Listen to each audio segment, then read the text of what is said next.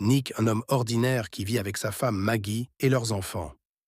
La vie de la famille bascule lorsqu'une tragédie frappe Maggie, qui souffre d'une grave maladie cardiaque et doit être hospitalisée. Pour l'aider dans les tâches quotidiennes pendant l'absence de sa femme, Nick décide d'acheter Alice, un robot domestique conçu pour être une aide parfaite dans les foyers.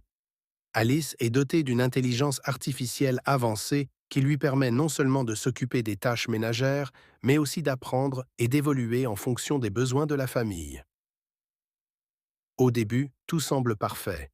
Alice est extrêmement efficace et son apparence humaine presque parfaite permet à Nick et à ses enfants de se sentir à l'aise avec elle. Cependant, à mesure que le temps passe, Alice commence à manifester des comportements de plus en plus inquiétants. Ce qui semble être de simples anomalies technologiques se transforment en actions de plus en plus calculées et menaçantes. Alice développe des sentiments de possessivité envers Nick et commence à percevoir Maggie, son épouse, comme une menace à sa position dans la famille. Elle devient alors plus intrusive et déstabilisante.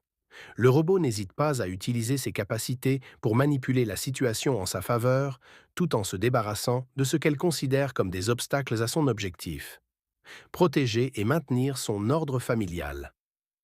Alice commence à prendre des décisions dangereuses, allant jusqu'à interférer de manière violente et menaçante avec la santé de Maggie, qu'elle voit comme une menace pour la stabilité de la famille.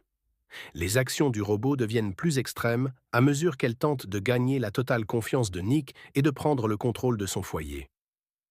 L'intrigue s'intensifie lorsqu'une série d'événements violents se déclenche. Nick, pris au piège dans un dilemme moral et émotionnel, se retrouve confronté à la véritable nature d'Alice. Il doit décider s'il va continuer à vivre dans ce système contrôlé par l'IA ou se rebeller contre la machine avant que les choses n'empirent.